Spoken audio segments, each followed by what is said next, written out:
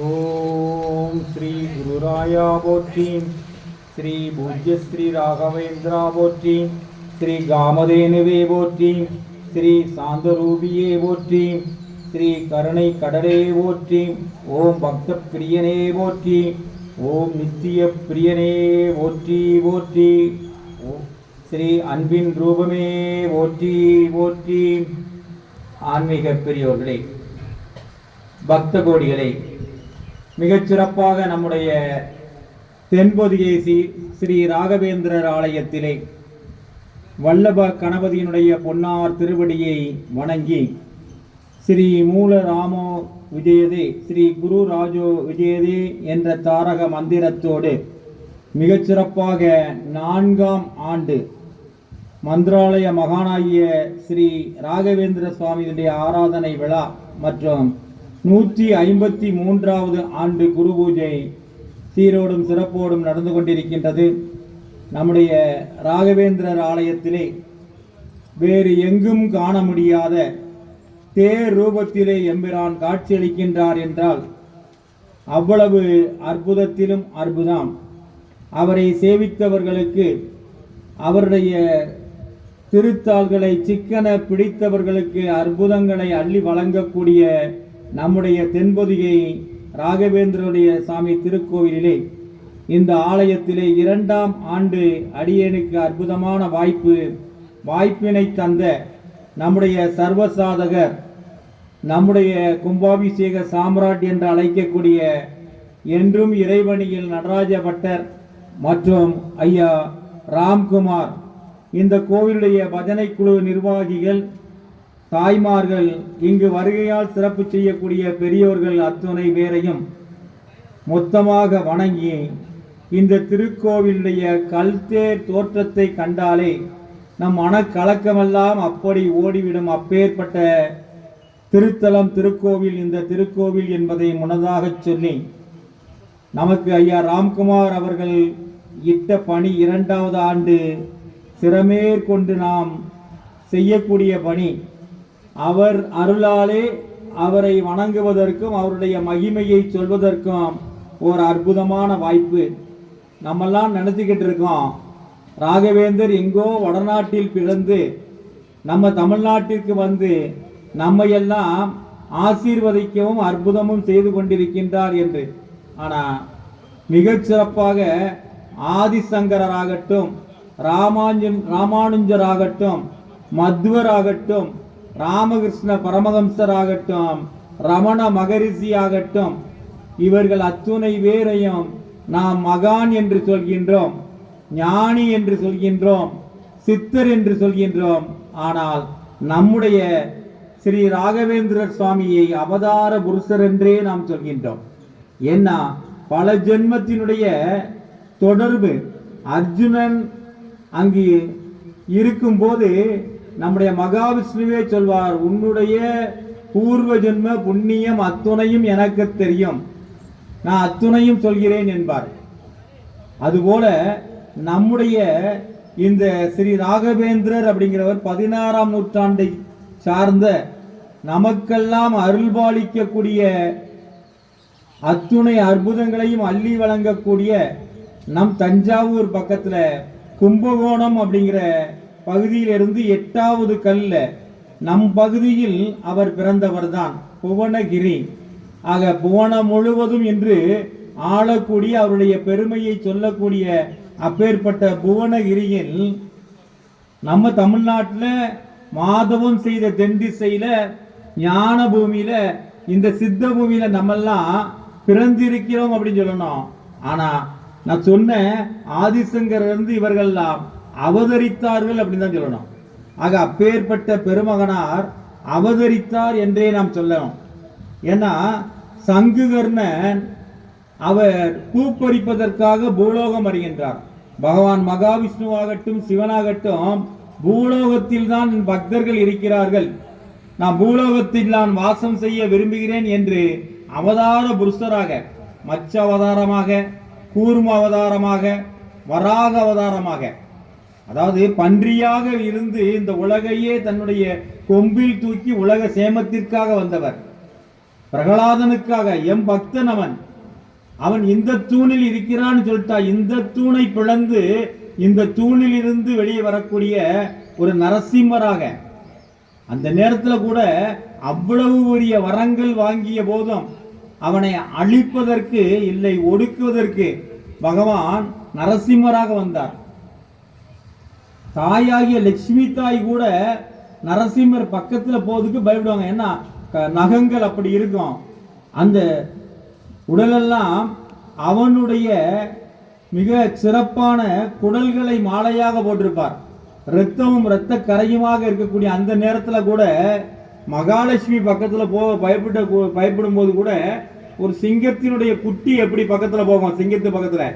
இப்ப நரசிம்மராக வந்திருக்கார் பகவான் நரசிம்மம். ஆனா அந்த சிங்கத்தினுடைய குட்டி பக்கத்துல போற மாதிரி பிரகலாதன் பக்கத்தில் போய் மடியில் போய் அமர்வாரா? அப்பேற்பட்ட சிறப்பு என் பக்தன். அதனால தான் நம்ம சொல்லும் போதே அடைமொழியோட சொல்றோம் பக்த பிரகலாதன். பக்த பிரகலாதன் அடைமொழி அவருக்கு மட்டும்தான் உண்டு. ஏன்னா பக்தனில் அவர்தான் சிறந்தவர். வாமன அவதாரம், பரசுராம அவதாரம், ராம அவதாரம், கிருஷ்ண அவதாரம், இப்படி நம்ம சொல்லிக்கிட்டே இருக்கலாம். இது அத்துணையும் அவதார புருஷர்களாகிய நம்முடைய அதில் சிறப்பு செய்யக்கூடிய ஒருவர் தான் நம்முடைய ராகவேந்தர் அவர்கள். அப்போ புவனமெல்லாம் ஆளக்கூடிய புவனகிரியில் அவதரித்தார்னே சொல்லணும். அவதரித்து சங்குகர்ணனாக இருந்தவர் அடுத்த யுகத்துல பாலிகனாக வந்து பீமனுடைய கதையால் அடிபட்டு அதற்கு அடுத்த பிறவியில் பிரகலாதனாக வந்து அது அடுத்த இதுல வந்து அந்த பிரகலாதனா வரும்போது ரண்யகர்ஷிபு அவனை ஒடுக்குவதற்காக மகாவிஷ்ணுவிடம் வரம் வாங்கியே வந்தார். வியாசராசராக வந்து வியாச பகவான் வேற, வியாச பகவான் வந்து அவர் 18 புராணங்களை எழுதியவர். இவர் வியாசராசராக வந்து அதற்கு அடுத்தால தான் மாதவம் செய்த நம்முடைய புவனகிரியில திம்மனப்பட்டருக்கும் கோபிகாவுக்கும் அவர்களுடைய குலக்குரு யார் அப்படின்னா வந்து வேங்கடநாதர். ஒவ்வொருவருக்கும் குலக்குரு இருக்கும். ராமருக்கு குலக்குரு வசிஷ்டர் நம்ம சொல்றோம். அதே மாதிரி குலக்குரு நம்முடைய இந்த திம்மண்ணப்பட்டருக்கு யாரு அப்படின்னா வந்து அந்த மலையிலே இருக்கக்கூடிய 7 மலையிலே இருக்கக்கூடிய 7 மலையானாகிய வேங்கடநாதர். குழந்தை பிறந்த உடனே வேங்கடநாதான்னு சொன்னாங்க. அந்த நாமம் இட்டு பின்னாடி இந்த உலகையெல்லாம் ஒரு குடைக்கு நம்முடைய ஒரே இதுக்கு வரணும் அப்படிங்கிறதுக்காண்டி எல்லா பக்கமும் புனித யாத்திரை சென்ற நம்முடைய ராகவேந்திரராக உயர்ந்தார். அதே மாதிரி பார்த்தோம் அப்படின்னா வந்து சிறிய வயசுல சாதாரண மனிதராக இருந்து புனிதராக வந்தார். சிறிய வயசுல பார்த்தீங்கன்னா அப்பா இறந்து போயிருந்தாரு. கொஞ்ச காலங்கள்ல அவருடைய தந்தை திம்மண்ணப்பட்டர் இறந்து போயிருந்தாரு. அம்மா மட்டும் இருக்காங்க. குடும்பத்தில் கஷ்டம். அவருடைய அக்கா, அவங்க பேர் என்ன பேர் அப்படின்னா வேங்கடம்மா.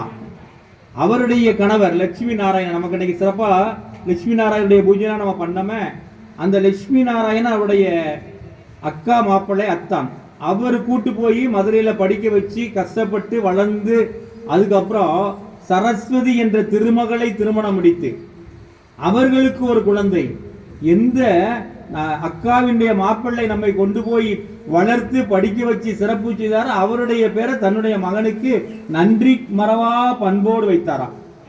நன்றி மறவா பண்போடு லட்சுமி நாராயணன் அவருடைய பேரை தன்னுடைய மகனுக்கு வைத்து இல்லறம் என்று நல்லறத்துல சிறப்பாக நடத்திட்டு இருக்கிறாங்க. இப்ப அங்கிருந்து அவங்க கும்பகோணம் போய் அப்பதான் அவருடைய குருவை சந்திக்காங்க.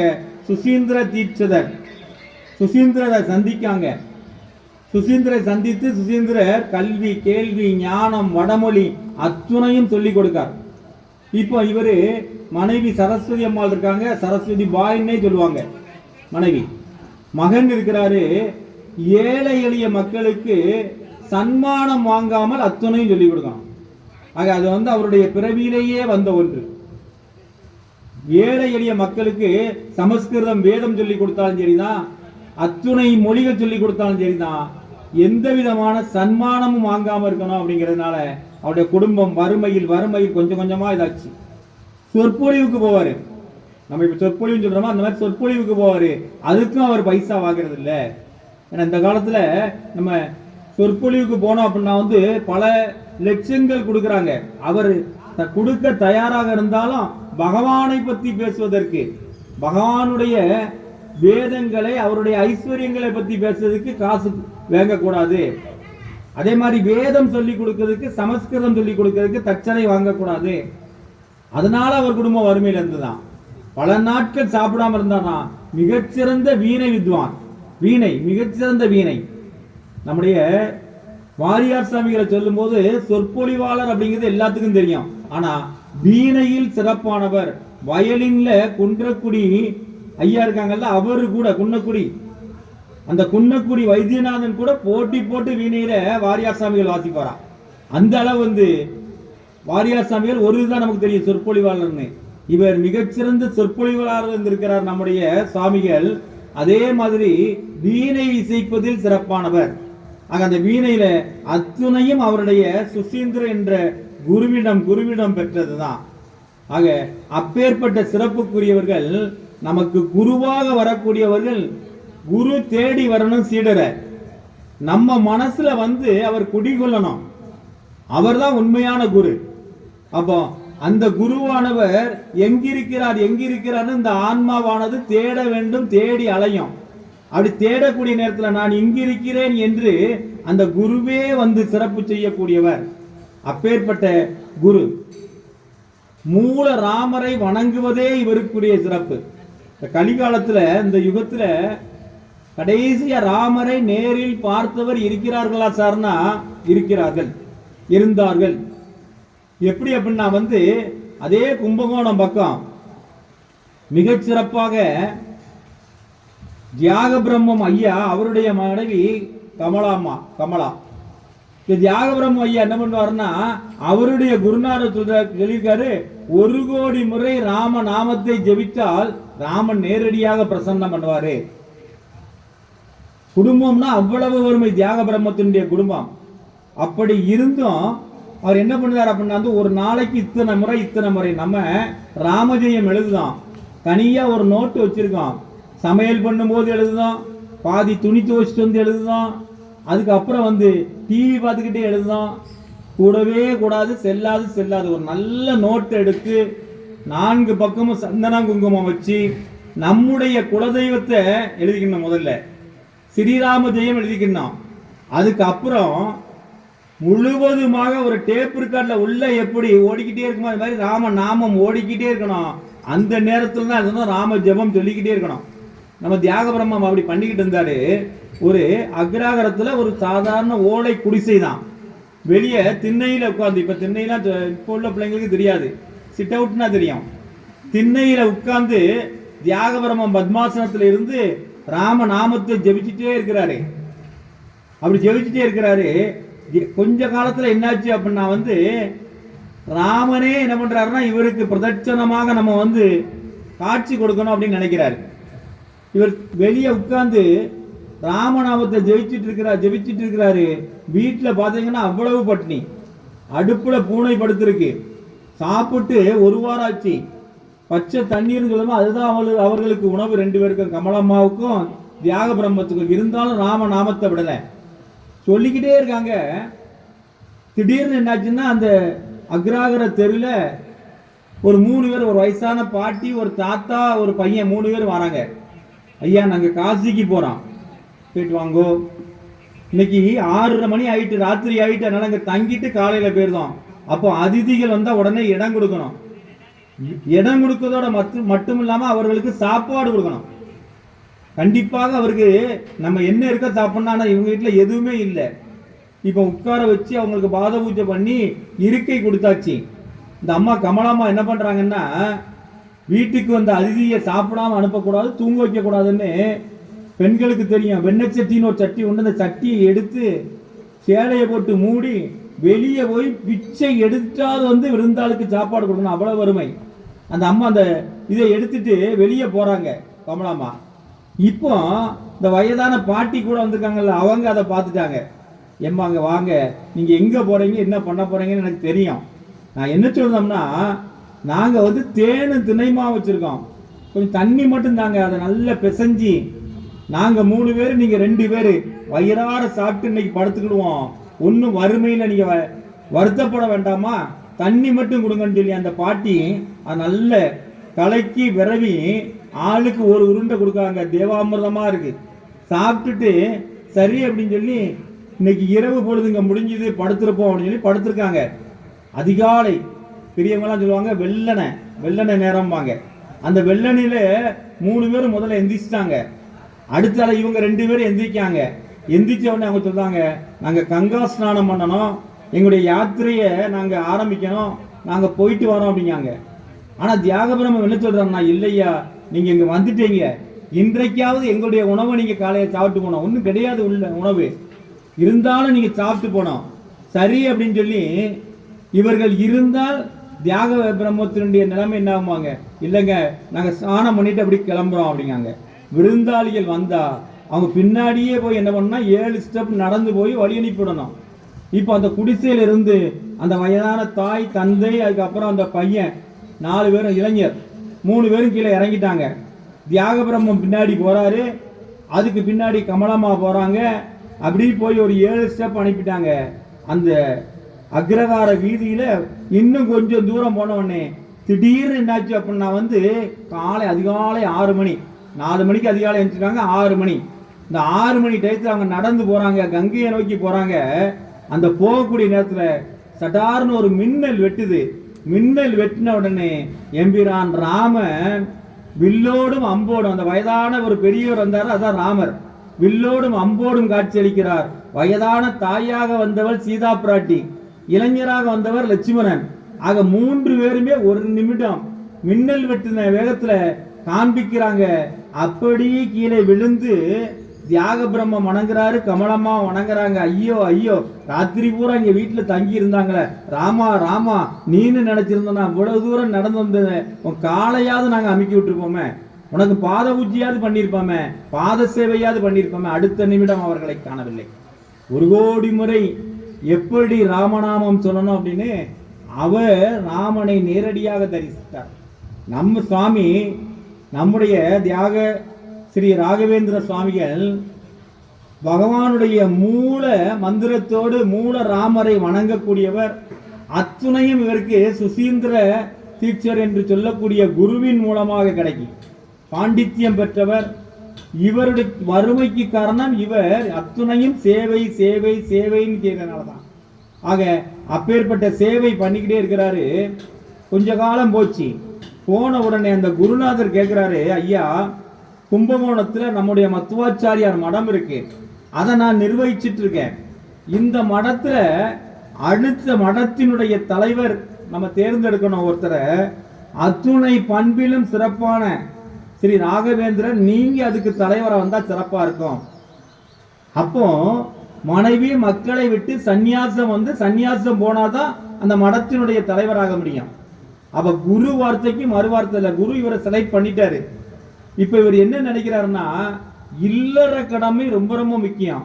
நம்முடைய பையன் ஒரு 5 வயசுல இருக்கான், லட்சுமி நாராயணன் அவன் பேரு, மனைவி சரஸ்வதி இருக்கா. இவங்க 2 பேரையும் விட்டுட்டு நம்ம சன்னியாசம் போனோம்னா இவங்க நிலைமை என்ன? ஏன்னா முதல்ல இல்லறத்தில் சிறப்பு செய்யணும், இல்லறத்தை முடிச்சுட்டு தான் சன்னியாசம் போனோம். இவர் குழம்பிய நிலையில் அப்படியே இருக்கிறார்.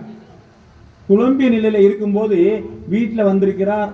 அப்படி படுத்திருக்கும் போது மனைவி திரும்ப திரும்ப கேட்காங்க, சரஸ்வதி அம்மா ஏதோ இன்னைக்கு வித்தியாசமா இருக்கீங்களே, கோயிலுக்கு போயிட்டு வந்துட்டீங்களே, ஒன்றும் பிரச்சனை இல்லையே, எல்லாமே கேட்காங்க. இல்லை ஒன்றும் பிரச்சனை இல்லை அப்படி சொல்றாரு. இரவு நேரத்தில் தனியாக அமர விடு அப்படின்னு சொல்லி தனியாக அமர்ந்திருக்கார். அப்படி தனியாக அமர்ந்திருந்து மேலெல்லாம் வேர்க்கு, பரிமள வாசனை வீடு பூரான். மனைவிங்கனை படுத்திருக்காங்க, மகன் படுத்திருக்கான். ஆனா நம்முடைய சாமிகள் இரவு முழுவதும் அப்படி உட்கார்ந்துருக்கும் போது திடீர்னு ஒரு அந்த வீட்டுக்குள்ளேயே அந்த அறையிலேயே ஒரு பெரிய பேரொளி பிளம்பு தோன்றுகின்றது. மணிகளுடைய ஓசை, காண்டாமணி ஓசைன்னு சொல்லுவோமே பகவான் வரும்போது, அந்த ஓசை வீட்டில் கேட்கு.